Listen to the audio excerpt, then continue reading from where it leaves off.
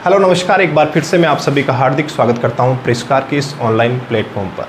Class 12 की physics जहां अपन optics पढ़ रहे थे और उसका एक वीडियो लेक्चर मैं अपलोड कर चुका हूं, जहां हमने बात की थी बेसिक लाइट के बारे में कि लाइट क्या होती है। देन मैंने आपको बताया था कि किन परिस्थितियों में लाइट की जो स्पीड है, लाइट की जो वेवलेंथ है, लाइट की जो फ्रीक्वेंसी है, लाइट का जो कलर है वो परिवर्तित होता है, किन परिस्थितियों में उस पर कोई प्रभाव नहीं पड़ता है। इन सारी बातों के साथ साथ हमने उसी प्रीवियस वीडियो लेक्चर में डिस्कस कर लिया था रिफ्रैक्टिव इंडेक्स यानी अपवर्तनांक के बारे में। वहाँ मैंने आपको बताया था कि किस प्रकार से अपवर्तनांक के मान से हम बता सकते हैं किसी मीडियम में लाइट की स्पीड क्या होगी, कोई मीडियम कितना सघन है, ठीक है। इन सारी बातों के बारे में हम उस रिफ्रैक्टिव इंडेक्स के मान से बता सकते हैं। तो ये सारी बेसिक जो जानकारियाँ थी वो हमने प्रीवियस वीडियो में डिस्कस कर ली थी। अगर आपने उस वीडियो को अब तक नहीं देखा है तो डिस्क्रिप्शन में मैं उस वीडियो का लिंक दे रहा हूँ, आप पहले उस वीडियो को ज़रूर देखिए, ताकि जब भी परावर्तन अपवर्तन जितने भी अपन इस रे ऑप्टिक्स के टॉपिक्स पढ़ेंगे उनमें आपको दिक्कत ना हो। अगर वो टॉपिक आपके वीक रह जाएंगे तो फिर यहाँ आपको काफ़ी दिक्कतों का सामना करना पड़ सकता है। तो ज़रूर आप उस वीडियो को देखिए। अब बात करते हैं कि आज के लेक्चर में अपन को क्या पढ़ना है। तो आज अपन बात करेंगे परावर्तन से स्टार्ट करेंगे, परावर्तन के नियम पढ़ेंगे, उसके बाद समतल दर्पण से प्रतिबिंब निर्माण सीखेंगे और फिर समतल दर्पण पर आधारित कुछ महत्वपूर्ण सवालों को भी अपन यहाँ सॉल्व करने वाले हैं, ठीक है। तो जितने भी अपने लेक्चर हैं उन सब के पीडीएफ नोट्स आपको अपने टेलीग्राम चैनल परिष्कार YT एकेडमी पर मिल जाएंगे। अगर आप उस चैनल से अब तक नहीं जुड़े हैं तो उसका भी लिंक मैं डिस्क्रिप्शन में डाल रहा हूं, आप इस टेलीग्राम चैनल से भी जुड़ सकते हैं। चलिए तो आज अपने स्टार्ट करें अपने परावर्तन से। तो आज की अपनी हेडिंग होगी परावर्तन, ठीक है, जिसे अपने इंग्लिश में बोलते हैं रिफ्लेक्शन।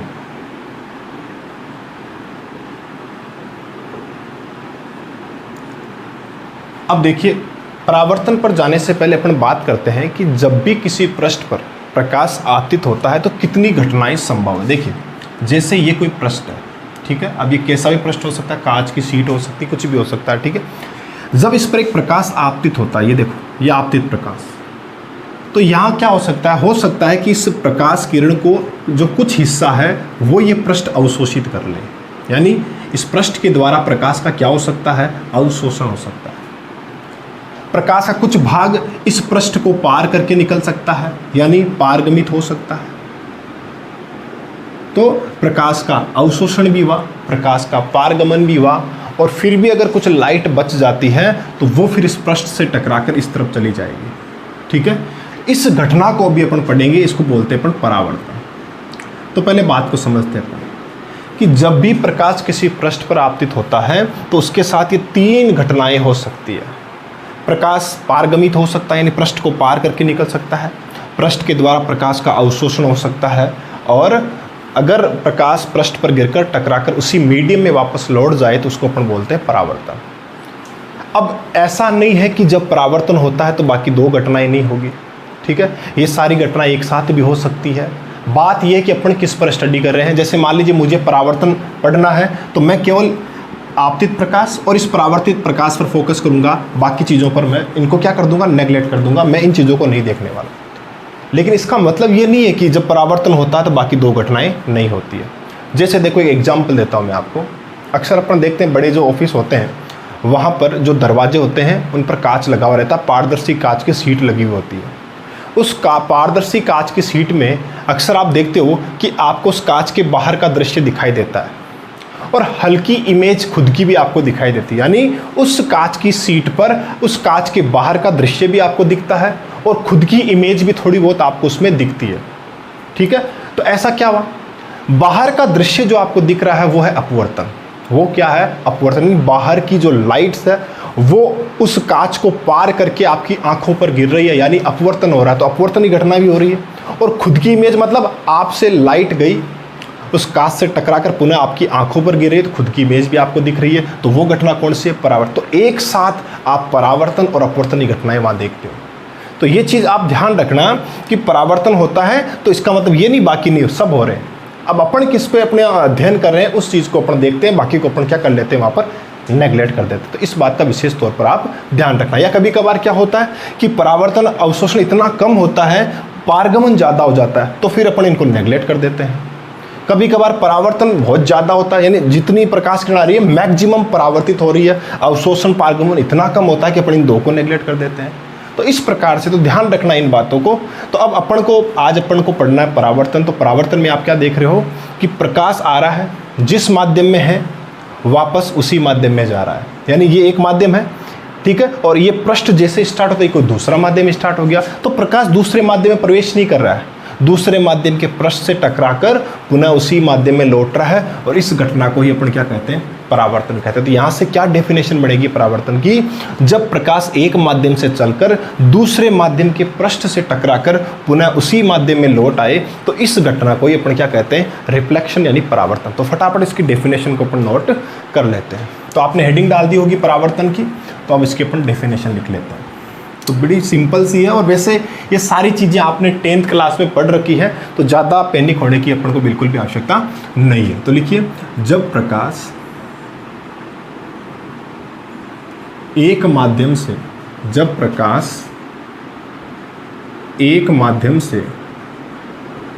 चलकर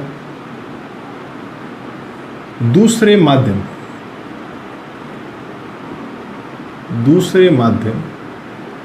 के पृष्ठ से टकराकर पुनः उसी माध्यम में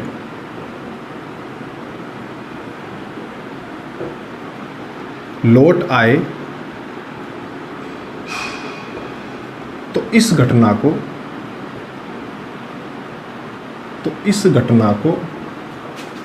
प्रकाश का परावर्तन कहते हैं। तो इस घटना को प्रकाश का परावर्तन कहते हैं। तो ये तो हुई अपने परावर्तन की डेफिनेशन। बिल्कुल सिंपल डेफिनेशन है कि प्रकाश एक माध्यम से चलेगा, दूसरे माध्यम प्रवेश नहीं करेगा, दूसरे माध्यम के पृष्ठ से टकराकर वापस उसी माध्यम में लौट जाएगा जिस माध्यम से वो आ रहा था। तो ये जो प्रकाश से घटना उसको अपन कहते हैं प्रकाश का परावर्तन। यानी जैसे ये कोई पृथक्कारी पृष्ठ है, पृथक्कारी पृष्ठ का मतलब क्या हुआ कि इस लाइन के ऊपर कोई दूसरा माध्यम है और इस लाइन के बाद कोई अलग माध्यम, यानी दो माध्यमों को ये अलग कर रहा है।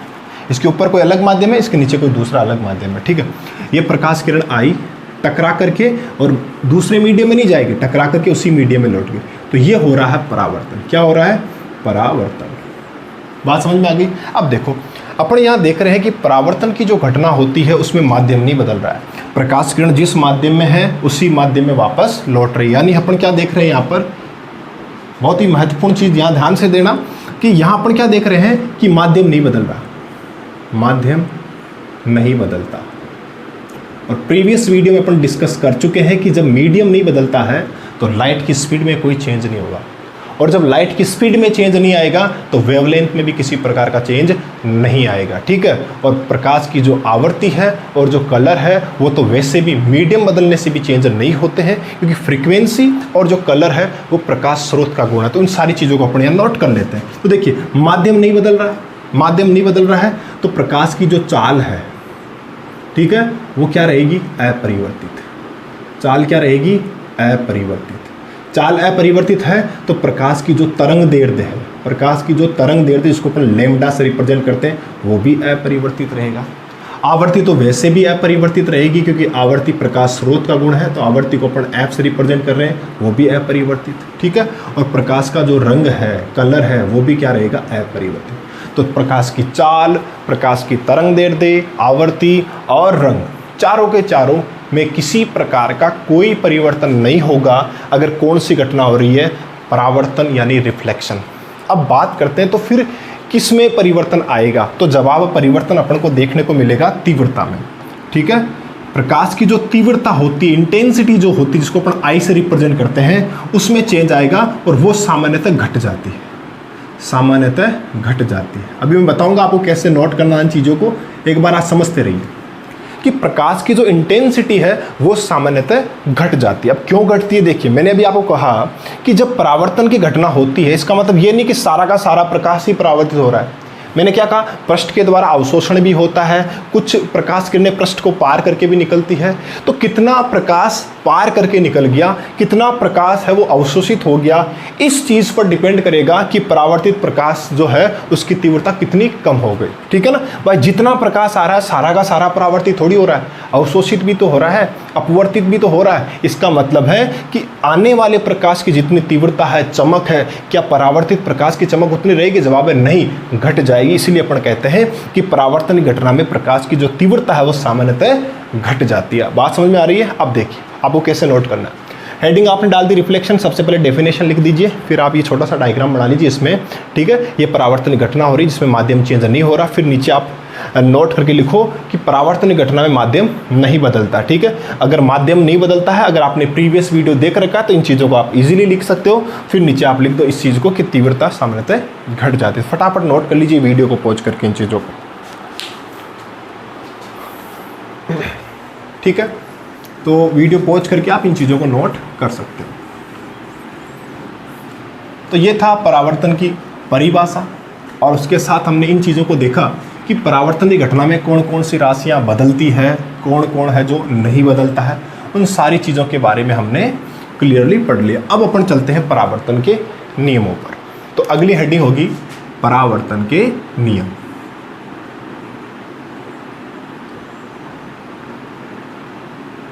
ठीक है, यानी लॉज ऑफ रिफ्लेक्शन, परावर्तन के नियम। तो ये नियम भी आप पढ़ चुके हो। परावर्तन के कितने नियम हैं? 2 नियम है, ठीक है। तो फटाफट इन चीज़ों को नोट कर लेते हैं अपन। मान लेते हैं ये कोई पृष्ठ है, ठीक है। इस पर कोई प्रकाश किरण आ रही है ऐसे, ठीक है। जो आने वाली किरण होती है उसको अपन बोलते हैं आपतित किरण, यानी इंसिडेंट रे। तो ये हो गई आपतित किरण। क्लियर है बात? अब देखिए ये जो आपतित किरण है इस पृष्ठ के जिस बिंदु पर आकर गिरती है इसको बोलते हैं आपतन बिंदु। क्या बोलते हैं? आपतन बिंदु, ठीक है। और इस आपतन बिंदु पर पृष्ठ के अभिलंबवत अपन एक लाइन खींचेंगे ऐसे डॉट डॉट करके, ठीक है ना। ये क्या है? इस पृष्ठ के अभिलंबवत है, ठीक है। इसको कहते हैं अभिलंब, इंग्लिश में बोलते हैं नॉर्मल। क्या बोलते हैं? नॉर्मल, यानी एन। क्लियर हो गई बात? दूसरी चीज देखिए, अपन अभी क्या पढ़ रहे हैं? परावर्तन। हमें पता परावर्तन की घटना में क्या होता है? प्रकाश किरण आएगी, टकराएगी, इसी मीडियम में लौटेगी, यानी देखो ये इसी मीडियम में लौट रही है। तो ये परावर्तन की घटना हुई, इसलिए इस किरण को अपन बोलेंगे परावर्तित किरण, यानी रिफ्लेक्टेड रे, परावर्तित किरण। तो ये होगी अपनी परावर्तित किरण। बिल्कुल बेसिक बात है, पढ़ चुके हो आप पहले इनको। अब देखिए यहाँ पर आपतित किरण जो है वो अभिलंब के साथ देखो एक कोण बना रही है। आपतित किरण और अभिलंब के बीच में एक कोण बन रहा है, इसको बोलते हैं आपतन कोण आई। क्लियर है? ठीक है। दूसरा देखिए यहाँ पर ये जो परावर्तित किरण है ये अभिलंब के साथ एक कोण बना रही है, इसको बोलते हैं परावर्तन कोण। ठीक है। तो ये हो गया आपतन कोण, ये हो गया परावर्तन कोण। बिल्कुल बेसिक चीज़ है। फिर भी कई बच्चे, देखो छोटी बात है लेकिन समझो इस चीज़ को, मैंने देखा कई बच्चे गलती करते हैं जब वो आपतन कोण और परावर्तन कोण का निर्धारण करते हैं तो जल्दबाजी में वो आपतित किरण को पृष्ठ के साथ माप लेते हैं और उसको आपतन कोण कह देते हैं। मेरे कहने का मतलब ये हुआ कि जब भी आप आपतन कोण और परावर्तन कोण का निर्धारण करते हो तो निर्धारण होता है अभिलंब से। कहाँ से होता है? अभिलंब से। अभी इस चीज़ को मैं आपको बाद में एक उदाहरण देकर भी समझाऊंगा कि गलतियाँ कहाँ होती हैं। ठीक है। अभी के लिए आप इस चीज़ को फटाफट नोट कर सकते हो। ठीक है। ये अपना डायग्राम है। ये आपतित किरण हो गई, अभिलंब हो गया, परावर्तित किरण हो गई। आपतित किरण और अभिलंब के बीच में जो कोण बन रहा है वो आपतन कोण, और परावर्तित किरण और अभिलंब के बीच में जो कोण बन रहा है वो क्या है? परावर्तन कोण। ठीक है। अब बात करते हैं इसके नियमों की। नियम कितने हैं सब जानते हो? 2 नियम। बात करते हैं नियम नंबर 1। पहला नियम कहता है कि जो आपतित किरण है, अभिलंब है और परावर्तित, ये तीनों एक ही तल में होते हैं। एक ही तल में होने का मतलब क्या हुआ? जैसे मान लीजिए मैं इस प्लेन की बात कर रहा हूँ, ठीक है, ये वाला प्लेन, आपतित किरण भी इसी प्लेन में है, अभिलंब भी इसी प्लेन में है, तो परावर्तित किरण आपको ऐसे नहीं मिल सकती या ऐसे अंदर की ओर नहीं मिल सकती, उसको भी इसी प्लेन में होना पड़ेगा। ठीक है। अभी देखो सदिश गुणा से भी इस चीज़ को मैं समझाने की कोशिश करूंगा। अभी के लिए केवल नियम लिखते हैं कि आपतित किरण, अभिलंब और परावर्तित किरण तीनों एक ही तल में होने चाहिए। ठीक है। तो ये पहला नियम है परावर्तन का। क्या नियम है? कि आपतित किरण, परावर्तित किरण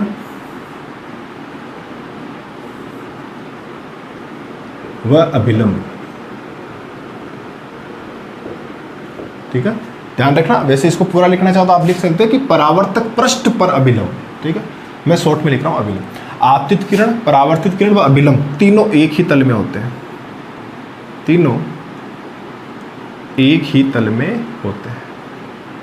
ठीक है, बिल्कुल सिंपल है, कोई दिक्कत नहीं अब तक। नियम नंबर 2, नियम नंबर 2 कहता है, ठीक है, कि ये जो आपतन कोण क्या होता है, आपतित किरण और अभिलंब की, ये आपतन कोण आई, और जो परावर्तन कोण जो कि होता है अभिलंब और परावर्तित किरण, ये दोनों मान में क्या होते हैं, बराबर। ठीक है, तो रूल नंबर 2 लिखते हैं अपन कि आपतन कोण परावर्तन कोण के बराबर होता है, परावर्तन कोण के बराबर होता है, के बराबर होता है। मतलब क्या हुआ इसका, कि जो कोण आई है यानी आपतन कोण है वो कोण आर के बराबर होता है। तो ये सिंपल से परावर्तन के 2 नियम हैं। तो फटाफट ये डायग्राम ड्रॉ कीजिए और फिर इन दोनों नियमों को लिख लीजिए।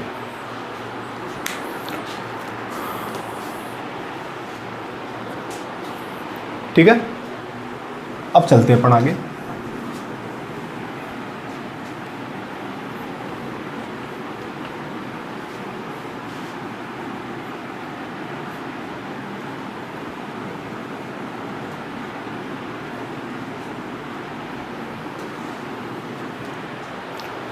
अब देखिए, जैसे देखो, समझ रहा हूं नियमों को। देखिए, जैसे मान लेते ये कोई पृष्ठ है, ठीक है, ये कोई पृष्ठ, इस पृष्ठ पर कोई प्रकाश किरण जो है वो ऐसे आ रही है, बिल्कुल लंबवत। बात समझ में आ गई क्या? ये पृष्ठ है, इस पर कोई प्रकाश किरण बिल्कुल ऐसे परपेंडिकुलर आ रही है। ठीक है, अब अगर मैं आपसे कहूं कि बताइए यहाँ के पर आपतन कोण आई का मान कितना होगा, अगर आप ऑफलाइन होते तो एक को खड़ा करके पूछ लेता मैं यहाँ पर। अब आप स्वविवेक से अपना आंसर रखिए। अब यहाँ क्या होता है, कई बच्चे, यहाँ अगर कई बच्चों को पूछा जाए तो वो कहेंगे कि सर आपतन कोण 90 डिग्री है, और वो एक बहुत बड़ी गलती हो जाती है। मैंने आपसे क्या कहा कि आपतन कोण का निर्धारण किससे होता है, अभिलंब से करना है आपको।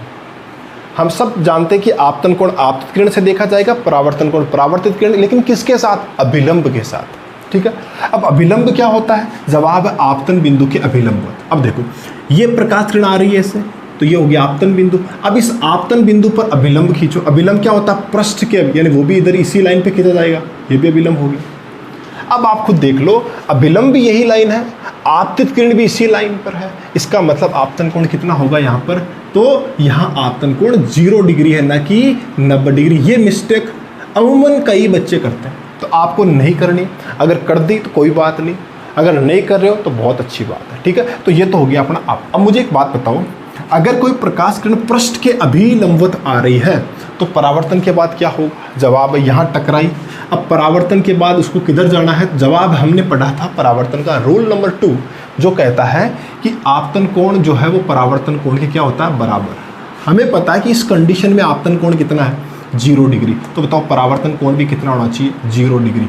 अब बताओ परावर्तित किरण कैसे जाएगी, जवाब है यहाँ प्रकाश किरण आई, टकराएगी और वापस इधर ही चली जाएगी, क्योंकि जब वो इधर जाएगी तब ही तो परावर्तन कोण कितना होगा, 0। इसीलिए कहते हैं कि अगर किसी पृष्ठ पर कोई प्रकाश किरण अभिलंबवत गिरेगी ना, तो टकराकर वो उसी पथ पर वापस लौट जाती है। क्यों लौटती है, ताकि आपतन कोण 0 था तो परावर्तन कोण भी कितना रहे, 0 रहे, परावर्तन के नियमों की पालना हो, इसीलिए ऐसा होता है। अब देखिए, कई बच्चों के एक प्रश्न आता है कि सर ये आपतित किरण, परावर्तित किरण, अभिलंब तीनों एक ही तल में होते हैं, प्रूव कीजिए इनको। आपतन कोण आई जो है वो आर के बराबर क्यों होता है, प्रूफ कीजिए। तो इनका प्रूफ अभी के लिए आप इनको नियम समझ के याद कर लो। इनका प्रूफ अपन पढ़ेंगे जब अपन वेव ऑप्टिक्स पढ़ेंगे। ठीक है, वेव ऑप्टिक्स में जब अपन हाइगेंस की थ्योरी पढ़ेंगे तो वहां पर अपन पढ़ेंगे और प्रूव करेंगे वास्तव में आपतित किरण, परावर्तित किरण, अभिलंब तीनों एक ही तल में होते हैं और आपतन कोण परावर्तन कोण के बराबर होता है। तो अभी प्रूफ नहीं करना है, रे ऑप्टिक्स में इनको आप एक नियम समझ के याद रखो, और जब वेव ऑप्टिक्स स्टार्ट करेंगे अपन तो वहां हाइगेंस की वेव थ्योरी से अपन इन चीजों को प्रूव भी करेंगे। ठीक है, तो ये चीजें होंगी, फटाफट इन चीजों को अपने दिमाग में बैठाइए।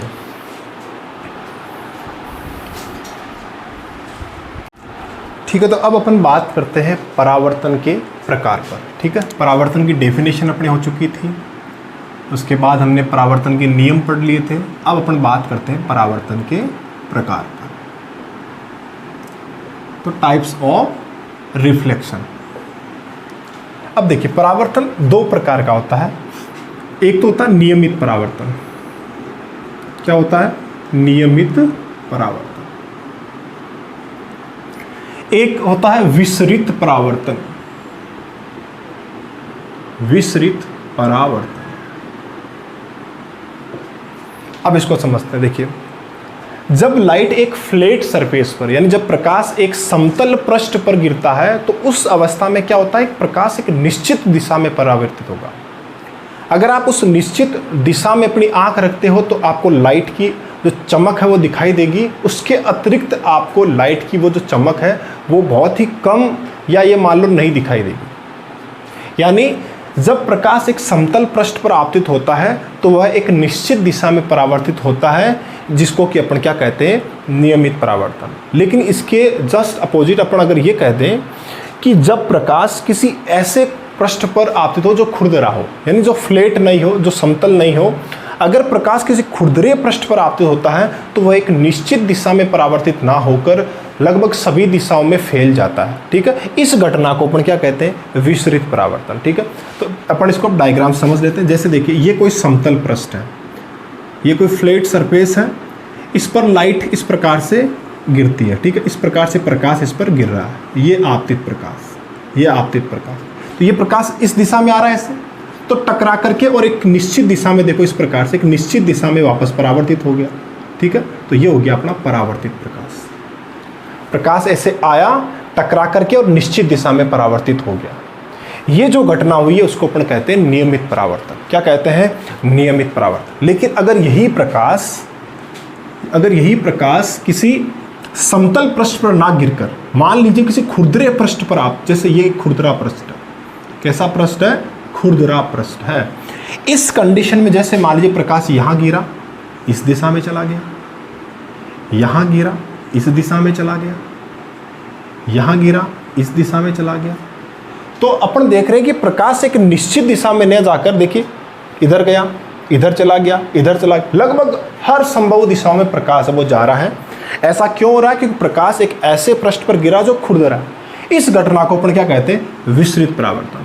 दुनिया में जो वस्तुएं हैं, वास्तविकता में अपन वस्तुओं को देख रहे हैं अपने चारों तरफ, वहाँ आपको ये विसरित परावर्तन घटना होते हुए दिखाई देती है। ठीक है, इसीलिए एक वस्तु को अपन ऐसा नहीं कि एक हिस्से, अपन अगर वस्तुओं को देख रहे हैं तो किसी एक दिशा से वो वस्तु दिखाई दे रही है और दूसरी दिशा से वो दिखाई दे, ऐसा बहुत कम होता है। विसरित परावर्तन घटना अमूमन अपन को अपने दैनिक जीवन में देखने को मिलती है। तो फटाफट इन चीज़ों को आप नोट कर सकते हो। यहाँ से कोई प्रश्न बनने की तो चांस बहुत कम है, लेकिन जानकारी अपन को होनी चाहिए। तो नोट कर लिया होगा आपने, वीडियो पॉज करके इन चीज़ों को लिख लो। तो ये हो गया अपना परावर्तन के प्रकार। एक था नियमित परावर्तन, एक था विसरित परावर्तन। अगर प्रकाश समतल पृष्ठ पर गिर रहा है तो नियमित, और अगर खुरदरे पृष्ठ पर गिर रहा है तो प्रकाश एक निश्चित दिशा में परावर्तित नहीं हो पाता है, और इस घटना को ये अपन कहते हैं विसरित परावर्तन। अब वैसे अपना अगला टॉपिक है समतल दर्पण से प्रतिबिंब निर्माण। ठीक है, उस पर जाने से पहले कुछ छोटे छोटे पॉइंट्स हैं, उन पर अपन समझ लेते हैं। नंबर 1, प्रतिबिंब। ठीक है, जिसको अपन इंग्लिश में बोलेंगे इमेज। प्रतिबिंब क्या होता है? अब देखिए, अपन क्या पढ़ रहे हैं? परावर्तन। और अपने सिलेबस में परावर्तन किन से है? एक तो अपन पढ़ेंगे अभी समतल दर्पण, और एक अपन पढ़ेंगे गोलीय दर्पण। फिर आगे जाकर अपन देखेंगे कि गोलीय दर्पण भी दो प्रकार के होते हैं, अवतल और उत्तल दर्पण। तो उनसे अपन को परावर्तन करना, और बेसिकली परावर्तन जब होगा तो उससे अपन क्या देखेंगे कि वस्तु की एक इमेज बनेगा, प्रतिबिंब बनेगा। तो प्रतिबिंब कब बनता है? जब परावर्तित किरणें अपन को मिलेगी, वो कहीं पर मिलेगी तो वहां क्या बन जाएगा? प्रतिबिंब बन जाएगा। अब ध्यान रखना, प्रतिबिंब जब भी आप बनाते हो तो इसके लिए आपको मिनिमम 2 किरणों की आवश्यकता पड़ेगी, यानी 2 किरणों की आपको आवश्यकता होगी। 2 से ज्यादा हो तो बढ़िया बात है, लेकिन कम से कम 2 किरणें आपके पास है ना, तब आप एग्जैक्ट लोकेशन बता सकते हो कि इमेज कहां बन रही है। ध्यान रखना इस बात का। तो इमेज जब भी आप ड्रॉ करते हो, ध्यान रखना मिनिमम 2 रेज आपके पास होनी चाहिए, 2 परावर्तित किरणें जहां मिलेगी वहां पर इमेज बनेगी। ठीक है, अब देखो होता क्या है, कभी कभार ये किरणें जो है वो आपस में वास्तविकता में मिलेगी, यानी 2 परावर्तित किरणें आपको ऐसे मिल जाएगी। मान लीजिए ऐसे किसी भी कारण जैसे एक परावर्तित किरण ऐसे आई, दूसरी परावर्तित किरणें मान लो ऐसे आ रही है, तो देखो यहाँ पर वास्तव में मिल रही है ना। एक परावर्तित किरण ऐसे आ रही है, दूसरी ऐसे आ रही है, वास्तव में परावर्तित किरणें मिल रही है कि नहीं मिल रही है, ठीक है। या ऐसी कंडीशन जैसे मान लीजिए कोई दर्पण है, इस पर एक प्रकाश किरण ऐसे आई, एक प्रकाश किरण ऐसे आई, टकरा कर ये इधर चली गई, टकरा कर ये इधर चली, तो ये परावर्तित किरणें थी, ठीक है। ये वास्तव में मिल रही है, यहाँ पर परावर्तित किरणें यहाँ वास्तव में मिल रही, और कितनी मिल रही, 2। यहाँ भी देखो 2 परावर्तित किरणें वास्तव में मिल रही। जब परावर्तित किरणें वास्तव में मिलेगी तो इसका मतलब है कि ये जो इमेज है, ये जो प्रतिबिंब है, ये भी कैसा है, वास्तविक है। लेकिन कभी कभार ऐसी स्थिति आएगी कि जो परावर्तित किरणें वास्तव में नहीं मिल पाएगी, लेकिन अपन क्या करेंगे, उन परावर्तित किरणों को जब पीछे बढ़ाएंगे तो वो अपन को मिलती हुई प्रतीत होगी। उस कंडीशन में जो अपना प्रतिबिंब है वो कहलाएगा आभासी प्रतिबिंब। यानी अपन ने यहाँ से क्या समझा कि जो प्रतिबिंब है वो 2 प्रकार के हो गए। प्रतिबिंब कितने प्रकार के हो गए, 2 प्रकार के हो गए। अपनी जो इमेज है वो कितने प्रकार की हो गई, 2 प्रकार की। एक तो हो गई वास्तविक, यानी एक तो प्रतिबिंब हो गया वास्तविक प्रतिबिंब, ठीक है, और एक क्या हो गया, आभासी प्रतिबिंब। कैसा हो गया, आभासी प्रतिबिंब। इसको अपन बोलेंगे रियल इमेज, इसको बोलेंगे अपन वर्चुअल इमेज। अब समझो इसको, आप वास्तविक प्रतिबिंब कब कहलाएगा, अगर परावर्तित किरणें वास्तव में मिल रही है, परावर्तित किरणें वास्तविकता में मिलती है, ठीक है। और आभासी प्रतिबिंब कब, जब परावर्तित किरणें पीछे बढ़ाने पर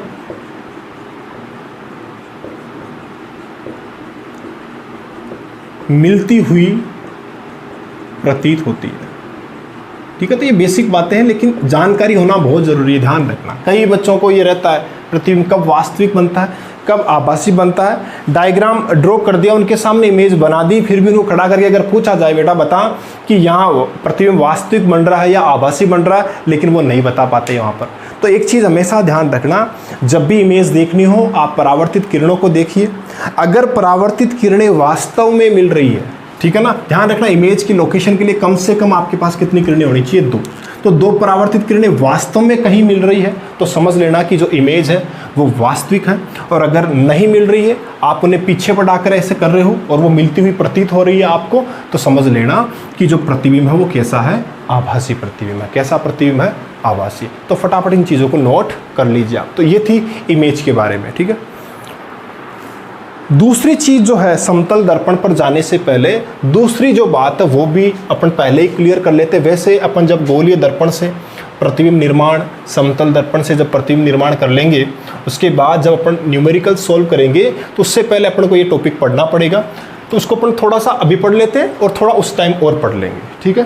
क्योंकि अभी यहाँ पर एक शब्द आएगा तो काफ़ी बच्चों को वो कंफ्यूज करता है, इसलिए मैं चाहता हूँ कि ये चीज़ अपने को पहले ही क्लियर हो जाए। तो प्रतिबिंब का पता चल गया कि कब आभासी होगा, कब वास्तविक होगा। अब अपन चलते हैं आवर्धन पर। एक राशि आप पढ़ोगे आवर्धन, ठीक है, जिसको इंग्लिश में बोलते हैं मैग्निफिकेशन, मैग्निफिकेशन, ठीक है। इसको अपन रिप्रेजेंट करेंगे एम से, ठीक है। इंग्लिश यहाँ मैग्निफिकेशन है तो अपन इसको किससे रिप्रेजेंट कर रहे हैं, एम से रिप्रेजेंट कर रहे हैं। अब देखो आवर्धन क्या होता है। आवर्धन वो राशि है जो वास्तव में हमें बताती है कि जो प्रतिबिंब बन रहा है वो बिंब का कितना गुना है। यानी आवर्धन हमें क्या बताता है कि जो प्रतिबिंब बन रहा है वो वास्तव में बिंब का कितना गुना, यानी वस्तु का कितना गुना है। जैसे देखिए फॉर एग्जाम्पल, जैसे मान लीजिए कि ये कोई वस्तु थी, किसी दर्पण के सामने मैंने, जैसे मान लीजिए कोई दर्पण है, कोई सा भी दर्पण मान लो ये, ठीक है, अभी मैं नाम बताकर कंफ्यूज नहीं करूँगा। ये कोई दर्पण है, ठीक है, इसके सामने हमने एक वस्तु रख दी, ठीक है। इस वस्तु की जो ऊंचाई है वो मान लेते 1 मीटर है। कितनी ऊंचाई है, 1 मीटर।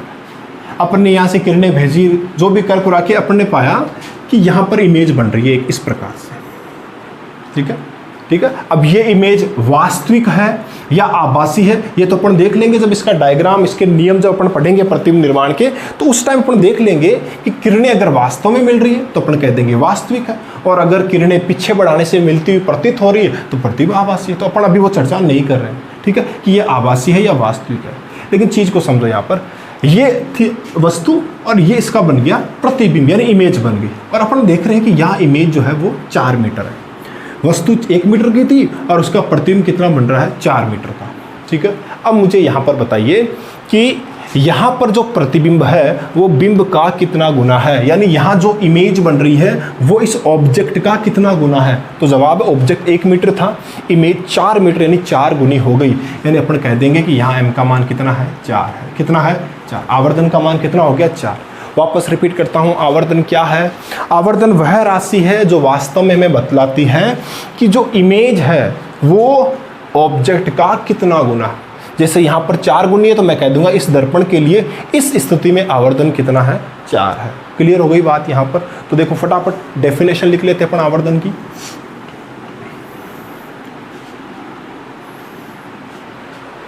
देखिए यहाँ पर आवर्धन, ठीक है। तो आवर्धन m क्या होता है, ठीक है। परिभाषा चलो बाद में लिख लेंगे, अपने सूत्र लिख रहे डायरेक्ट। m क्या होता है? जवाब है प्रतिबिंब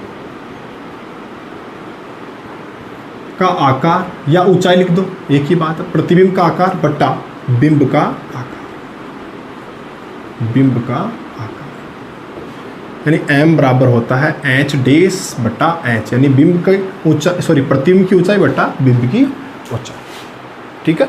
जैसे देखो एक एग्जांपल मैं आपको दूं कि मान लीजिए कोई दर्पण है, वो 2 मीटर की कोई वस्तु है, 2 मीटर की कोई वस्तु किसी दर्पण के सामने रखी गई और उसका जो प्रतिबिंब है वो मान लीजिए आपको मिला है 1 मीटर।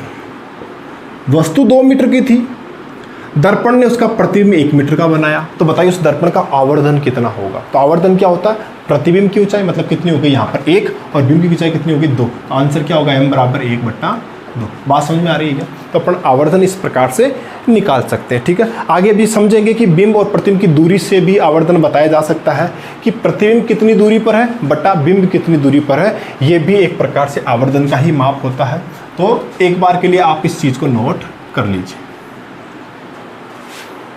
यहां से मुझे बताओ कि आवर्धन जो है उसका मात्रक क्या होगा, ठीक है।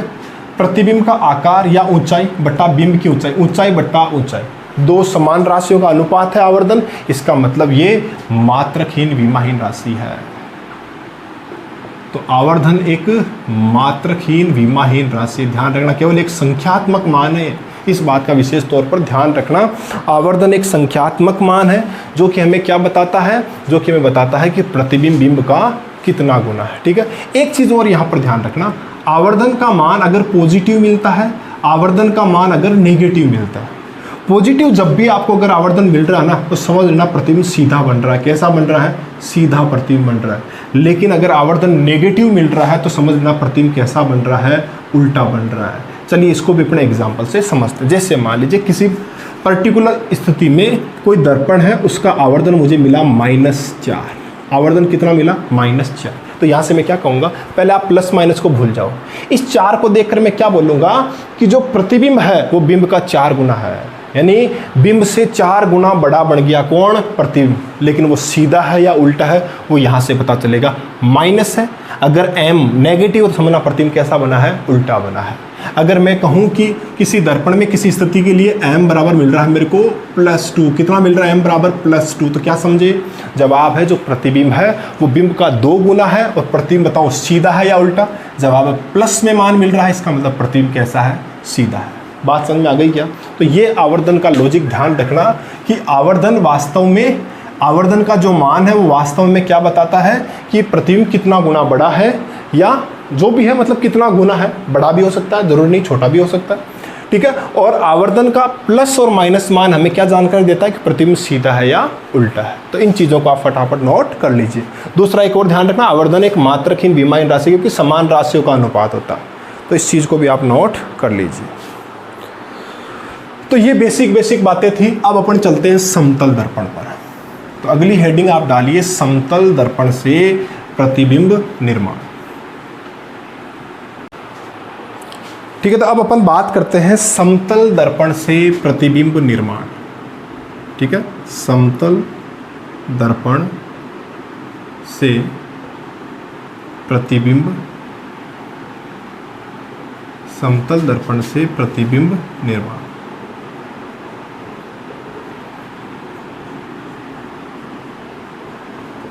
समतल दर्पण से प्रतिबिंब निर्माण, इसके लिए देखो अपन क्या कर रहे थे, समतल दर्पण बना लेते हैं। मान लेते हैं ये कोई समतल दर्पण है, ठीक है। अब देखो ये पीछे जो मैं डेस करके जो लाइन कर रहा हूँ, बेसिकली ये है परावर्तक पदार्थ। जैसे मान लो ये कोई कांच की सीट थी, अगर इस पर प्रकाश गिरेगा तो वो उसको, क्योंकि कांच की सीट पारदर्शी होती है, तो प्रकाश इस पर गिरेगा और पार करके निकल जाएगा, तो परावर्तन नहीं होगा। तो परावर्तन इसलिए मैं क्या करूँ, इस कांच की सीट पर एक परावर्तक पदार्थ, जैसे चांदी, अमूमन चांदी काम में ली जाती है, तो एक परावर्तक पदार्थ की यहाँ मैं पॉलिश कर रहा हूँ, तो ये रिप्रेजेंट किसको कर रहा है, उस परावर्तक पदार्थ की पॉलिश को रिप्रेजेंट कर रहा है, ताकि ये एक कांच की जो सीट है वो समतल दर्पण बन जाए। ठीक है, तो ये बात है। तो ये एक समतल दर्पण हो गया। मान लेते हैं कि समतल दर्पण पर यहाँ पर कोई वस्तु रखी गई, ये कोई वस्तु है, बिल्कुल बिंदु के रूप में कोई वस्तु, ये अपना क्या है, ऑब्जेक्ट, वस्तु है। अब मैंने जैसा कि अभी आपको बताया था कि प्रतिबिंब के लिए कम से कम 2 परावर्तित किरणें होनी चाहिए आपके पास। अगर वो कहीं मिल रही है, वास्तव में मिल रही है, तो प्रतिबिंब बोल देंगे वास्तविक बन रहा है, और अगर पीछे बढ़ाने से मिलती हुई नजर आएगी तो अपन बोल देंगे कि प्रतिबिंब आभासी है। लेकिन 2 तो कम से कम होनी चाहिए। तो ये देखो अपना ऑब्जेक्ट। अब इस ऑब्जेक्ट से हर संभव दिशाओं में प्रकाश किरणें निकलेगी, जरूरी नहीं कि एक किरण ऐसे जाएगी। प्रकाश जो स्रोत है उससे हर संभव दिशाओं में प्रकाश किरणें निकलते, तो आप कोई भी 2 किरणें ले सकते हो उसमें से। तो उनमें से मैं एक किरण, देखो ये ले रहा हूं, इधर देखना, ये एक प्रकाश किरण ऐसे जो कि बिल्कुल अभिलंबित जा रही है, इस प्रकार से ये जा रही है। अब बताइए यहाँ आपतन कोण का मान कितना है, तो वापस देखो, गलती मत करना, यहाँ आपतन कोण 0 डिग्री है। आपतन कोण देखो, ये तो पृष्ठ है, पृष्ठ के साथ आपतित किरण का जो कोण है वो थोड़ी होता आपतन कोण। आपतन कोण का निर्धारण कैसे करते हैं, आपतित किरण और अभिलंब के बीच में कोण, और अभिलंब क्या होता है, पृष्ठ के अभिलंब। देखो ये अपना पृष्ठ है, इस पृष्ठ के अभिलंब भी इधर ही होगा, और आपतित किरण भी यहीं पर है, इसका मतलब दोनों एक ही जगह पर है, तो आपतन कोण कितना होगा, 0 डिग्री।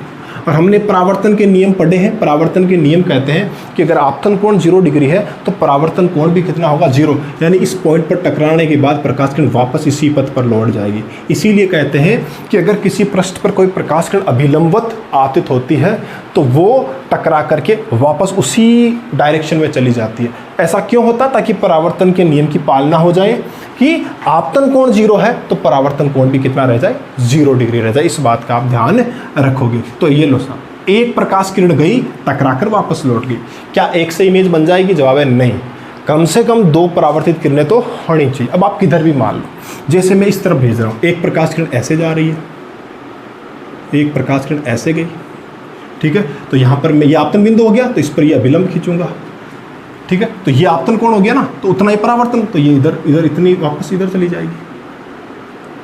ठीक है, अब देखो मुझे एक बात बताइए यहाँ पर कि 2 परावर्तित किरणें कौन कौन सी अपनी, एक तो ये होगी परावर्तित किरण, ठीक है, और एक टकराकर ये वाली। क्या ये दोनों परावर्तित किरणें कभी मिलेगी, क्या ये दोनों परावर्तित किरणें कभी मिलेगी क्या, जवाब वास्तव में तो कभी नहीं मिल सकता।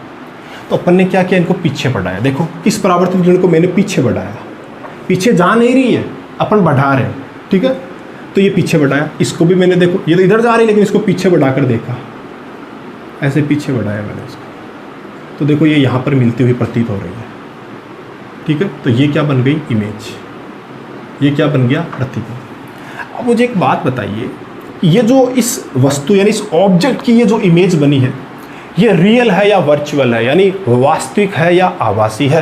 तो जवाब है कि परावर्तित किरणें तो इधर जा रही है, तो वास्तव में तो मिली नहीं, तो हमने इनको पीछे बढ़ाया, तो ये यहाँ पर मिलती हुई प्रतीत हो रही है, यानी यहाँ पर प्रकाश किरणें मिलती हुई प्रतीत हो रही है। और अभी थोड़ी देर पहले मैंने आपको चीज़ें समझा दी थी कि अगर वास्तव में नहीं मिल रही तो इमेज कैसी है, आभासी है, यानी ये वर्चुअल इमेज है। कैसी इमेज है, वर्चुअल इमेज है, ठीक है। तो यहाँ पर ये आप डायग्राम फटाफट लो। अब देखिए कई बच्चों को लगता है कि बस ऐसे ही बनेगा, आप जरूर नहीं है, इस प्रकाश किरण इधर नहीं, आप चाहते तो इधर वाली मानते हैं, प्रकाश किरण इधर भी भेज सकते थे, वो टकरा करके इधर जाती, उसको भी आप पीछे बढ़ाते हैं तो इमेज यही बनती है। समझ रहे हो मेरी बात, तो इमेज तो यही बनेगी, इमेज की लोकेशन तो यही होगी, जरूरी नहीं आप ये 2 किरणें मानो। देखो जैसे देखो इधर देखो, ये अपना समतल दर्पण है, ठीक है ना, किधर भी मान सकते हो, बस नियम फिट दिमाग में होने चाहिए, नियमों को रटना नहीं है, केवल रटने से काम नहीं चलेगा, उनको अप्लाई करना भी आना चाहिए। जैसे देखो ये कोई वस्तु है, ठीक है ना, अब इस वस्तु से अपन प्रकाश की जरूर नहीं, ऐसे मान ली एक किरण मैंने ऐसे भेज दी, एक किरण में ऐसे भेज दूंगा, ठीक है, ये टकरा कर किधर जाएगी, इस तरफ जाएगी, ये टकरा कर इस तरफ परावर्तित होगी, ठीक है। अब इनको ये वास्तव में मिलेगी, नहीं मिलेगी, पीछे बढ़ा लो इनको, ये पीछे बढ़ाया, ये यहाँ पे मिल गया, ये क्या बन गया, इमेज बन गया, ठीक है। यही कंडीशन है यहाँ पर, बस मैंने इस बार ऐसे 2 किरण ना मान गई, ये किरण नहीं मानी थी मैंने, इसमें मैंने ये वाली मान ली थी, ऐसे गई टकरा कर ऐसे आएगी, पीछे बढ़ा लो, यहाँ इमेज तो वहीं बनेगी। आप कोई सी भी दो किरणें ले लो, इमेज तो वही बनेगी, इमेज की लोकेशन में कोई चेंज नहीं आएगा। इस बात का विशेष तौर पर आप ध्यान रखना, ठीक है।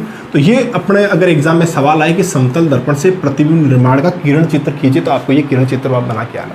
एक चीज़ आप यहाँ ध्यान रखना कि जब भी आप किरणें बनाते हो तो उन पर डायरेक्शन लगाया करो। जैसे ये आप तीर, तो ये तीर का निशान लगाया करो, ठीक है ना। अगर ये तीर के निशान आप नहीं बना रहे हो ना, तो आपके नंबर काटे जा सकते हैं, इस बात का ध्यान रखना। तो ये हो गया अपने समतल दर्पण से प्रतिबिंब निर्माण का किरण चित्र। अब देखो बात करते हैं कि प्रतिबिंब कैसा बना। सबसे पहली चीज़, प्रतिबिंब सर आभासी बना, वर्चुअल बना। कैसे पता चला, अब बताने की मुझे आवश्यकता नहीं है। दूसरी बात ध्यान रखना, प्रतिबिंब बनता है सीधा। भाई सुबह सुबह आप अपना सुंदर सा चेहरा जिस दर्पण में देखते हो वो समतल दर्पण है, और समतल दर्पण में क्या चेहरा उल्टा दिखता है क्या आपको? जैसा है वैसा सीधा ही तो दिखेगा। तो समतल दर्पण से बना प्रतिबिंब कैसा होता है? सीधा होता है। कैसा होता है? सीधा होता है। एक चीज़ यहाँ पर ध्यान रखना, देखिए ये वाला और ये वाला, ये दोनों जो ट्राइंगल यानी ये जो दो त्रिभुज आप यहाँ देख रहे हो ना, इन त्रिभुजों में आप सर्वांग समता नियम लगा करके और आप इन दोनों को सर्वांग सम प्रूव कर सकते हो। ये दोनों त्रिभुज सर्वांग सम है एक दूसरे। कैसे देखना भी, जैसे ये वाला त्रिभुज देखो आप, ठीक है, और ये वाला त्रिभुज देखो। इस त्रिभुज में ये भुजा दोनों में कॉमन है, ठीक है। ये वाला एंगल इसमें भी 90 है, इसमें भी 90 है। ये भुजा बराबर है तो इसके सामने वाला कोण भी बराबर होगा। तो यहाँ पर देख लीजिए, दो कोण और भुजा बराबर करने से अपन कह सकते हैं कि दोनों त्रिभुज क्या है? सर्वांग सम है। दोनों त्रिभुज क्या है? सर्वांग सम है। इसका मतलब है कि संगत भुजाएं बराबर होगी, यानी ये भुजा और ये भुजा मान में क्या है? बराबर। इससे क्या रिजल्ट निकलता है? इससे क्या रिजल्ट निकलता है कि समतल दर्पण में वस्तु जितनी दूरी पर रखी होगी प्रतिबिंब भी उतनी ही दूरी पर बनता है। यानी समतल दर्पण से बिंब की जो दूरी होती है, आगे जाकर अपन पढ़ेंगे, समतल दर्पण से जो बिंब की दूरी उसको अपन यू से रिप्रेजेंट करते हैं। बिंब की समतल दर्पण नहीं, कोई सा भी दर्पण हो, जो बिंब की दूरी उसको अपन यू से रिप्रेजेंट करेंगे और प्रतिबिंब की दूरी को अपन वी से रिप्रेजेंट करेंगे। तो मुझे बताओ यू और वी में क्या रिलेशन होता है एक समतल दर्पण में, जब दोनों माने बराबर होते हैं। यानी वस्तु समतल दर्पण से जितनी दूरी पर रखी जाएगी प्रतिबिंब भी उतनी ही दूरी पर बनेगा। यानी एक और देखो, आंकिक मान से समझ लो आप इस चीज़ को। ये एक समतल दर्पण है, ठीक है। इस समतल दर्पण से 2 मीटर दूरी पर मैंने एक ऑब्जेक्ट रखा, तो इसकी इमेज कहाँ बनेगी? ऐसे पीछे बनेगी इस तरफ, ठीक है, आभासी बनेगा ऐसे पीछे। ये इसकी इमेज बन गई। बताओ ये इमेज दर्पण से कितनी दूरी पर होगी? जवाब ये भी 2 मीटर पर। समझ गए होंगे बात। यानी वस्तु जितनी दूरी पर प्रतिबिंब भी उतनी ही दूरी पर होगा। ये अपन सर्वांग समता से प्रूव कर सकते हैं। तो यहाँ प्रूव करने नहीं बैठेंगे, तो अपन लिख लेते हैं कि वस्तु दर्पण से जितनी दूरी पर होगी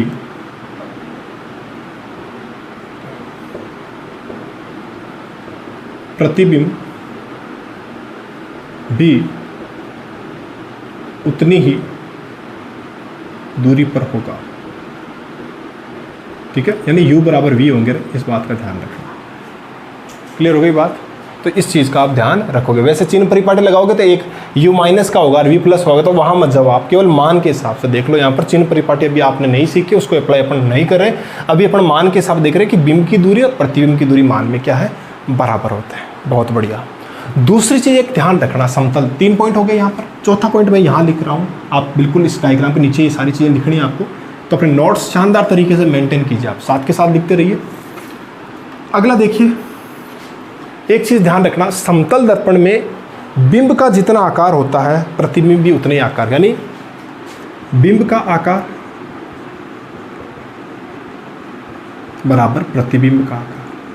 समतल दर्पण में जितना बड़ा बिंब होगा प्रतिबिंब भी उतना ही बड़ा बनता है। तो बिंब का आकार बराबर किसके होता है? प्रतिबिंब के आकार। और ये चीज़ बनते ही मुझे बताओ समतल दर्पण के लिए आवर्धन m का मान कितना होगा? बिंब और प्रतिबिंब अगर समान आकार के हैं तो हम अपन जानते हैं कि आवर्धन m बराबर क्या होता है भाई? बिंब का आकार, सॉरी, प्रतिबिंब का आकार बट्टा बिंब का आकार सेम है। यदि अगर इसका आकार जैसे 5 मीटर तो ये भी 5 मीटर, यानी 5/5 कितना आएगा? 1। तो यहाँ से अपन को क्या मिला? समतल दर्पण के लिए आवर्धन का मान क्या मिलेगा आपको? 1। अब बताओ, आवर्धन भी एक प्लस में भी होता है माइनस में भी होता है, मैंने बता दिया आपको। प्रतिबिंब सीधा है तो प्लस और उल्टा है तो माइनस। प्रतिबिंब कैसा बनता है भाई? समतल दर्पण से सीधा बनता है ना, तो यहाँ समतल दर्पण के लिए आवर्धन क्या होगा? +1। इस बात का ध्यान, ठीक है। तो देखिए वापस रिपीट करते हैं, समतल दर्पण से बना प्रतिबिंब कैसा होता? आभासी। क्यों होता? पता चल गया, किरणें वास्तव में नहीं मिल रही, पीछे बढ़ने से मिलती हुई प्रतीत हो रही। प्रतिबिंब सीधा बनता है। वस्तु दर्पण से जितनी दूरी पर रखी जाएगी प्रतिबिंब भी पीछे उतनी ही दूरी पर बनेगा, ठीक ठीक है। बिंब का जितना आकार प्रतिबिंब का भी उतना ही आकार होगा, यानी m बराबर क्या होगा +1। चीज़ों को नोट कर लीजिए। एक देखो वेरी इंपॉर्टेंट, और इस पर मैं आपको एक एक्टिविटी भी दूंगा, आप उसकी खुद प्रैक्टिस करोगे, ठीक है। समतल दर्पण से जो बना प्रतिबिंब है ना, उसमें पार्श्व परिवर्तन की घटना होती है। क्या होता है उसमें? पार्श्व परिवर्तन। अब ये पार्श्व परिवर्तन क्या होता है कि जो बिंब का बायां भाग है वो प्रतिबिंब का दायां दिखाई देता है, प्रतिबिंब का जो दायां है वो बिंब का बायां दिखाई देता है, ठीक है ना। तो ये होती है पार्श्व परिवर्तन की घटना। जैसे इसका अगर आपको दैनिक जीवन में उदाहरण दूं, आपने एम्बुलेंस देखा होगा, उसमें नाम थोड़ा अजीब लिखा हुआ रहता है। क्यों लिखा? तो वो जो नाम है ना वो पार्श्व परिवर्तित नाम है एक प्रकार से। वो उल्टा सा नाम क्यों लिखते हैं? क्योंकि अगर एम्बुलेंस चल रही तो उसके आगे जो गाड़ी चल रही है, गाड़ी में ड्राइवर के बिल्कुल बाजू में एक समतल दर्पण लगा हुआ रहता है, उससे वो पीछे का दृश्य देखता है। तो जैसे ही पीछे से एम्बुलेंस आ रही है तो वो एम्बुलेंस जो शब्द उस दर्पण पर दिखाई देगा, समतल दर्पण पर, तो वो उसको वापस पार्श्व परिवर्तित करेगा। तो जो अजीब नाम एम्बुलेंस अपन को उस पर डायरेक्ट लिखा मिलता है, वो उस दर्पण में एकदम साफ एम्बुलेंस दिखाई देगा अपन को, ठीक है। एम्बुलेंस ऐसे दिखाई देगा, क्योंकि समतल दर्पण से बना प्रतिबिंब क्या होता है? पार्श्व परिवर्तन, ठीक है। तो ये पार्श्व परिवर्तन से अपन को वो जो वहाँ डायरेक्ट आप एम्बुलेंस पर लिखा नाम देखोगे तो अजीब लगता है, लेकिन समतल दर्पण में वो आपको एकदम सीधा नाम दिखाई देगा, ताकि उस ड्राइवर को पता चल जाए कि भाई एम्बुलेंस आ रही, तो वो उसको साइड दे देता है। इसीलिए वो एम्बुलेंस पर उल्टा सा नाम लिखा हुआ रहता है।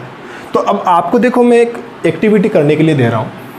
अपन जानते हैं कि जो इंग्लिश की जो अपनी अल्फ़ाबेट है, वर्णमाला, उसमें टोटल 26 लेटर है। कितने लेटर है? टोटल 26 लेटर्स उसके अंदर होते हैं, ठीक है। अब जैसे, और वो भी कैपिटल लेटर, ध्यान रखना अपन किससे मतलब रख रहे हैं अभी? कैपिटल लेटर से, यानी ऐसे A, B, C और D।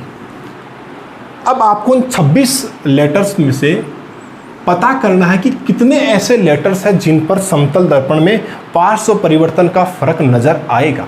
जैसे देखो, एक उदाहरण देता हूँ।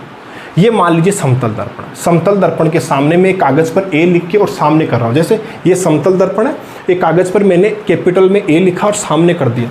तो जवाब है कि इसको उल्टा उल्टा होने से, बायां दायां दायां बायां होने से कोई फ़र्क दिखेगा नहीं आपको। A का बायां दायां कर दोगे तो A ही दिखेगा, लेकिन B का बायां दायां होते, देखो अगर B ऐसे है ना तो समतल दर्पण में फिर आपको वो ऐसा दिखाई देगा। C अगर ऐसे रखोगे ना समतल दर्पण में वो आपको ऐसे दिखाई देगा।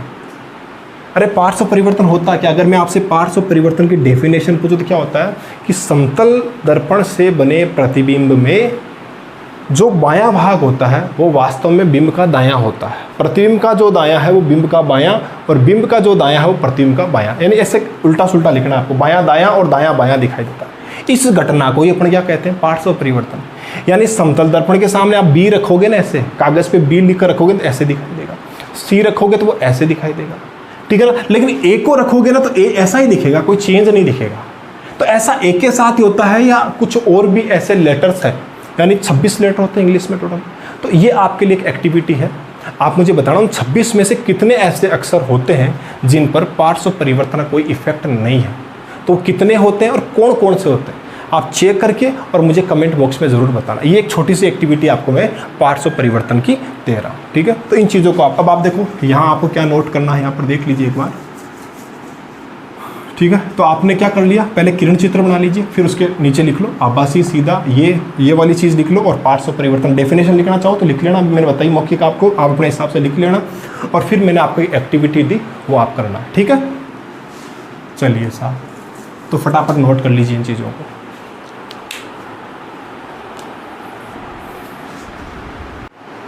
तो समतल दर्पण से रे डायग्राम हमने नोट कर लिया।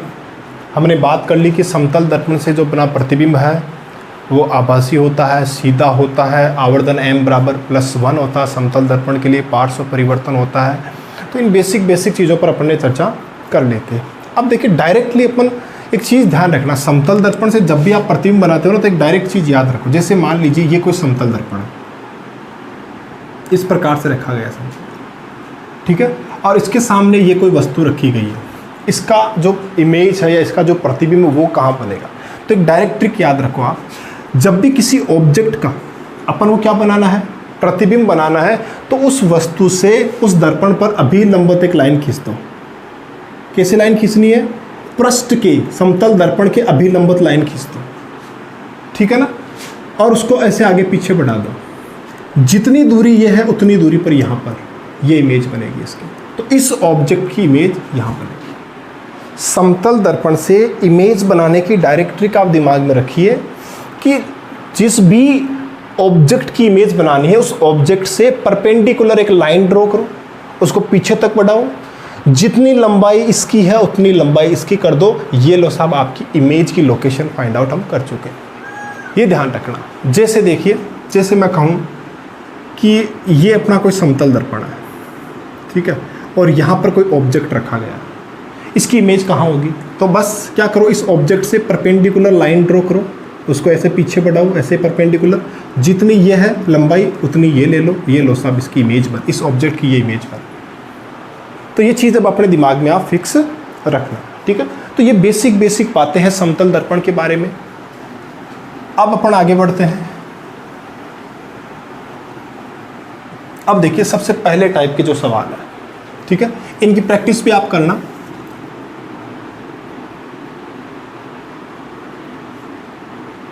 ठीक है, टाइप 1, अगर मैं आपको कहूं कि ये कोई समतल दर्पण,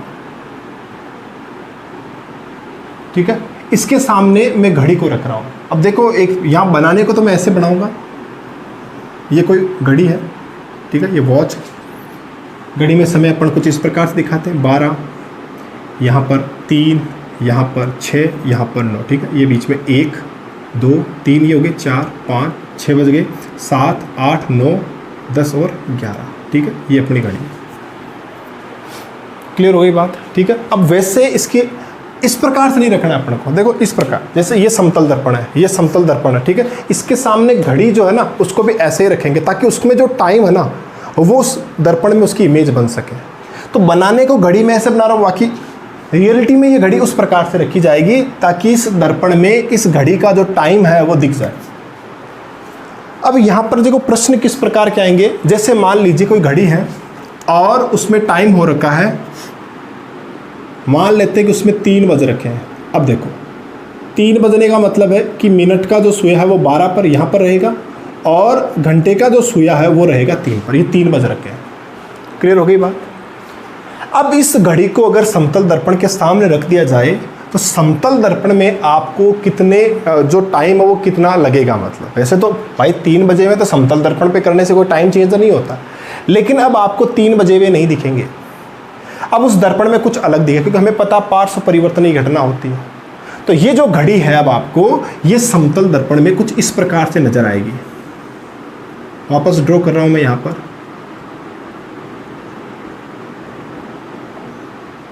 ठीक है, ये घड़ी आपको कुछ इस प्रकार से नजर आएगी, ठीक है। ये जो घड़ी है इसको अगर आप समतल दर्पण के सामने कर दोगे तो कुछ ऐसा नजर आएगा।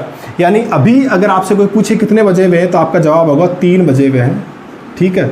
लेकिन अब आप कहोगे देखो यहां पर क्या है 6, 7, 8, 9, अपन कहेंगे 9 बजे हुए हैं। समझ रहे हो मेरी बात। तो इस प्रकार से घड़ी में जो टाइम दे आपको, जैसे एक सवाल आ सकता है, ठीक है, वैसे बोर्ड में तो ऐसे सवाल नहीं आते लेकिन कंपटीशन एग्जाम में या फॉर योर नॉलेज ध्यान रखना, जैसे मैं आपसे कहूँ कि किसी घड़ी में इस प्रकार घड़ी है जिसमें टाइम लिख नहीं रखा है, ऐसे 1, 2, 3 लिखा हुआ नहीं है, बस इस प्रकार से निशान किए हुए हैं और इनसे अपन बता सकते टाइमिंग, ठीक है। अब घड़ी में 3 बजे हुए हैं, अगर उसको समतल दर्पण के सामने रख दिया जाए तो अगर इमेज देखोगे घड़ी की तो उसमें आपको कितना टाइम है वो प्रतीत होगा कि भाई कितना बज रखा है, वो टाइम क्या लगेगा आपको। तो जवाब आपको ऐसा लगेगा जैसे उसमें 9 बजे हुए, घड़ी में कितने बजे हुए हो 9, ठीक है। ऐसे ही अब देखो इन सवालों में थोड़ा सा अगर सवाल पेचीदा कर दिया, जैसे मान लीजिए 3:40 हो रखे हैं, 2:20 हो रखे हैं, तो बताओ प्रतिबिंब में कितना टाइम नज़र आएगा आपको। इसके लिए देखो आपको एक सीधी ट्रिक बताता हूँ मैं आपको, ऐसे घड़ी बना लिया करो आप, जो प्रश्न में टाइम दे रखा उस एक तो ध्यान रखना, ये जो घंटे की सुई थोड़ी छोटी बनाना ताकि डिफरेंस कर सको, और मिनट की सुई थोड़ी बड़ी बनाना, और इसकी प्रैक्टिस अब आप खुद करना। जैसे देखो मैं आपसे कहूँ कि किसी घड़ी में 3:40 हो रखे हैं, कितने हो रखे हैं 3:40 हो रखे हैं, तो बताइए कि अगर उस घड़ी को समतल दर्पण के सामने रखा जाए तो प्रतिबिंब जो उसका बनेगा उसमें आपको कितना टाइम प्रतीत होगा। क्या 3:40 नजर आएगा? जवाब नहीं, चेंज होगा। क्या होगा इसकी देखो ट्रिक क्या है, आप ना क्या किया करो, जो भी टाइम आपको दे रखा ना उसको आप किसी पेज पर ऐसे गहरा डार्क बनाओ, ऐसे पेन को एकदम गहरा चलाते हुए बढ़ाओ वहाँ पर, ठीक है। जैसे 3:40 का मतलब क्या हो, जैसे घड़ी बना लो आप, पहले उसमें ये बढ़ाओ 12, 1, 2, 3, 4, 5, 6, 7, 8, 9, 10, 11, ठीक है, ये घड़ी बना ली अपन ने। अब कह रहा है 3:40। अब 40 मिनट का मतलब क्या हुआ, जो मिनट का सुइया है वो कहाँ रहेगा, जवाब ये 30 मिनट, ये 40, यानी ये रहेगा मिनट का सुइया यहाँ पर 40। तो टाइम क्या है 3 है ना, तो 3 पे मत करना, बिल्कुल एग्जैक्ट 3 पे थोड़ी रहता है। अरे बराबर 3 पे अगर होता ना तो 3 पे रहता, 3 से आगे सरक जाएगा, ठीक है ना, 3 और 4 के थोड़ा इधर आ जाएगा, ये घंटे का सुइया यहाँ रहेगा, ऐसा बना लिया। अब देख लो घड़ी में क्या बज रखे हैं, 3:40। ये आप पेज पर बना लो, ठीक है, और इसी को पलट के देख लो। इसी को आप जब पलट के देखोगे तो जो टाइमिंग आपको नजर आएगी वही प्रतिबिंब का टाइम होगा। तो क्या ट्रिक हुई, ध्यान रखना मुझे, जब भी किसी घड़ी का टाइम आपको दे रखा है, जितना भी टाइम आपको दे रखा है, और पूछ ले कि अगर उसको समतल दर्पण के सामने रख दिया जाएगा तो प्रतिबिंब में आपको क्या टाइम नजर आएगा, तो बस कुछ नहीं करना, ऐसे सवालों में घड़ी ड्रॉ कीजिए, जो टाइम आपको दे रखा वो तैयार कीजिए उसमें, और उस पेज को पलट के देख लो, उसमें जो टाइम बज रखा है वही आपका आंसर होने वाला है। क्या टाइप 1 के सवाल आप कर सकते हो? अगर कर सकते हो तो कमेंट में मुझे आप बताना। अगर 3:40 हो रखा है घड़ी में तो प्रतिबिंब में क्या नजर आएगा, अगर घड़ी में 1:30 है तो प्रतिबिंब में क्या नजर आएगा, इन दो टाइम का मुझे आप बताना, कमेंट में बताना, मैं आपको ज़रूर रेस्पॉन्स करूंगा उस चीज़ का। तो ये आपका एक प्रकार से होमवर्क मान के चलिए कि आपको ये सब कमेंट में बताना है। तो ये हो गया अपना टाइप 1, क्लियर है बात। अब चलते अपन नेक्स्ट देखिए,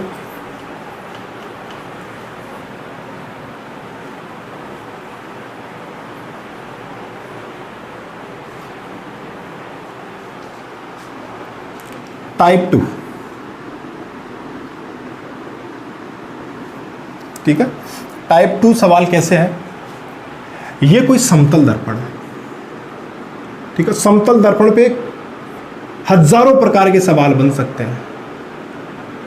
बस अगर आप एक कॉन्सेप्ट तैयार है, ऐसे सवाल 1-2 बार आपने कर रखे ना, तो आप कंपटीशन एग्जाम में अगर ऐसे सवाल आए तो आप आराम से कर लोगे, बड़े सिंपल होते हैं। लेकिन प्रैक्टिस जरूरी है इन पर, अगर आपने प्रैक्टिस नहीं कर रखी है ना तब दिक्कत आती है, ठीक है। तो घड़ी वाला सवाल, अब जिसको पता है, जिसने ये लॉजिक दिमाग में बैठा लिया कि घड़ी में जो टाइमिंग वाले सवाल अगर बाय द वे आ जाए, वैसे बोर्ड में नहीं आते, कंपटीशन के लिए बता रहा हूँ मैं आपको, तो ऐसी कंडीशन में जिन्होंने पढ़ लिया उन्हें पता है कि भाई कागज़ पे घड़ी ड्रॉ कर लो, टाइमिंग के हिसाब से वो जो भी टाइम दे रखा है उस हिसाब से घड़ी में वो टाइम कर दो, और फिर उस कागज़ को पलट के देख लो, जो उसमें नजर आएगा वही प्रतिबिंब में टाइम होगा। तो उसमें कोई ज़्यादा मातापची करने की आपको ज़रूरत नहीं है। अब अपन चल रहे टाइप 2 पर। टाइप 2 में देखो क्या कर रहे हैं, जैसे ये कोई ऑब्जेक्ट है, ठीक है, यहाँ पर कोई ऑब्जेक्ट है, और अब अगर यहाँ पर ये ऑब्जेक्ट है तो अपन ने पढ़ा था अभी कि समतल दर्पण से जो बिंब जितनी दूरी पर होता है उतनी दूरी पर क्या बनेगी, इमेज बनेगी। तो ये इसकी इमेज होगी, ठीक है। ये भी स्थिर है, ये भी स्थिर है, ये भी स्थिर है। अब देखो गतिमान होना, विराम अवस्था में होना, ये सब देखो, गति और विराम, ये जो अवस्था है ना, ये सापेक्षिक होती है, ये कोई वैसे नहीं है, किसी ना किसी के सापेक्ष देखा जाता है। तो एक बार के लिए अपन देख रहे हैं कि जैसे मान लीजिए इसको, इन सारे को देख, ये ऑब्जेक्ट है, इसकी इमेज है, ये दर्पण, इनको मैं देख रहा हूँ, मेरे सापेक्ष ये सब स्थिर है। तो एक बार के लिए अपन मान लेते हैं ये भी स्थिर है, ये भी स्थिर है, ये भी स्थिर है, ठीक है। अब देखिए दर्पण को अपन ने एक बार स्थिर मान के चल रहे, अपना दर्पण क्या है मान लेते हैं स्थिर है, ठीक है। इसके सापेक्ष ये भी स्थिर है, ये अपना ऑब्जेक्ट है ना, ये भी फिक्स यहीं पे रखा गया, तो इमेज भी क्या होगी, स्थिर होगी। इसमें तो कोई संदेह आपको नहीं होना चाहिए। दर्पण स्थिर है, अपना दर्पण की जो स्पीड है वो 0, वो ये यहीं पर है, ये ना इधर जा रहा ना इधर जा रहा है। इसके सापेक्ष मान लेते हैं कि बिंब इधर गति करने लग जाए u वेग से। किस वेग से, u वेग से। यानी एक स्थिर दर्पण के सामने अगर एक ऑब्जेक्ट u वेग से इस तरफ गति करने लग जाए तो बताओ इमेज की स्पीड क्या होगी। अगर मैं आपसे कहूं कि अगर किसी दर्पण के सापेक्ष, किसी स्थिर दर्पण के सापेक्ष अगर कोई बिंब u वेग से उस तरफ गति करे तो बताओ प्रतिबिंब का वेग क्या होगा। यहाँ 2 प्रश्न बन जाते हैं, ध्यान रखना।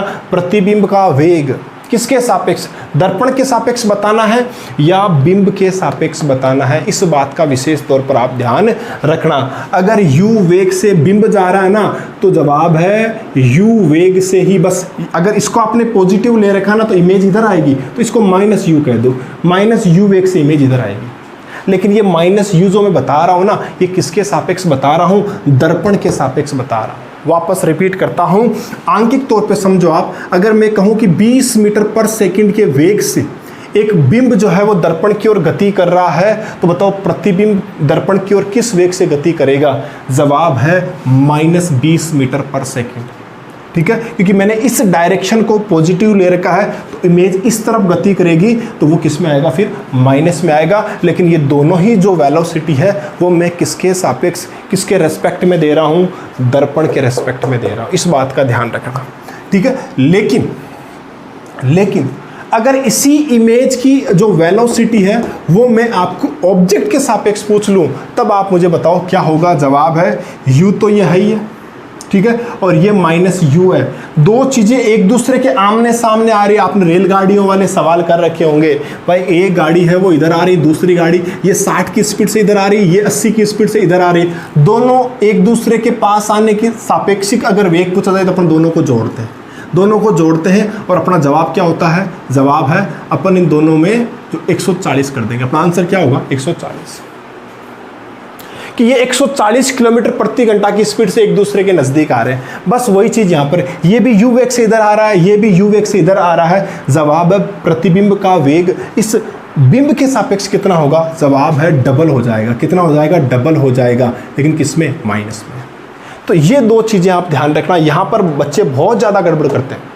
अगर मैं कहूँ कि दर्पण स्थिर है, लॉजिक समझो, आप रटने की जरूरत नहीं है इसको। मैं कहूँ कि दर्पण स्थिर है, ठीक है, और कोई ऑब्जेक्ट u वेग से दर्पण की ओर गति कर रहा है, दर्पण के सापेक्ष u वेग से गति कर रहा है, तो बताइए कि प्रतिबिंब का दर्पण के सापेक्ष वेग क्या होगा? जवाब है प्रतिबिंब का भी u ही होगा। बस अब वेग है तो वेग में डायरेक्शन इंटरफेयर करती है। अगर इसको आप प्लस कह रहे हो तो मैं कह दूंगा कि इमेज का जो दर्पण के सापेक्ष वेग वो क्या होगा? -u। ये तो हो गया दर्पण के सापेक्ष। अगर मैं कहूँ कि कोई जो वस्तु है वो दर्पण के सापेक्ष u वेग से गति कर रही है, तो बताइए उसकी जो इमेज है उसका उस बिंब के सापेक्ष वेग क्या होगा? अब मैं जो इमेज है उसका वेग बता रहा हूँ इसके सापेक्ष, तो अब अपन इन दोनों को जोड़ेंगे, 2u हो गया। जवाब है इसके सापेक्ष, यानी जो ऑब्जेक्ट है उसका वेग इस तरफ है, इमेज का वेग इस तरफ है, इसलिए क्या लगा देंगे? -2। तो इन दोनों सवालों का ध्यान रखना। अगर जैसे मेरा सवाल हो कि कोई ऑब्जेक्ट, कोई वस्तु दर्पण की ओर 40 मीटर पर सेकंड के वेग से गतिमान है, कोई वस्तु दर्पण की ओर 40 मीटर पर सेकंड के वेग से गतिमान है, तो बताइए प्रतिबिंब का बिंब के सापेक्ष वेग कितना होगा? जवाब है प्रतिबिंब का बिंब के सापेक्ष पूछ रहा हूँ, डबल कर दो, कितना होगा? 80 मीटर पर सेकंड। वेग पूछ रहे हैं, डायरेक्शन अपोजिट है तो क्या लग जाएगा? माइनस लग जाएगा। क्या लग जाएगा? माइनस लग जाएगा। ठीक है, तो ऐसे ही और सवाल अपन नेक्स्ट वीडियो लेक्चर में चर्चा करेंगे। अपन बात करेंगे कि समतल दर्पण पर जब कोई प्रकाश किरण गिरता है तो कितना विचलित होगा। दो समतल जो दर्पण है अगर झुके हुए हैं और उनसे अगर कोई प्रकाश किरण दो बार परावर्तित होकर जा रही है तो उसमें कितना विचलन होगा। अपन बात करेंगे कि दो समतल दर्पण झुके हुए हैं, उनके बीच में अगर कोई वस्तु रखी है तो उसकी कितनी इमेज बन सकती है, कितनी इमेज को आप एक साथ देख सकते हो। ऐसे खूब सारे सवाल हैं जिन पर चर्चा अपन नेक्स्ट वीडियो लेक्चर में करेंगे। आज के लिए इतना ही है। चीज़ों को ढंग से पढ़ना, 2 पार्ट करवा चुका हूँ, पार्ट 1 और 2। इन दोनों को ढंग से क्लियर कर लेना, तभी पार्ट 3 को पढ़ने का मज़ा है। अगर ये चीज़ें आपकी वीक है तो फिर पार्ट 3 में जैसे जैसे आप आगे बढ़ोगे फिर कन्फ्यूजन्स स्टार्ट होते जाएंगे। ठीक है, तो मैं आशा करूँगा कि आप इतनी चीज़ों को क्लियर रखोगे। पार्ट 3 में फिर मिलते हैं। धन्यवाद।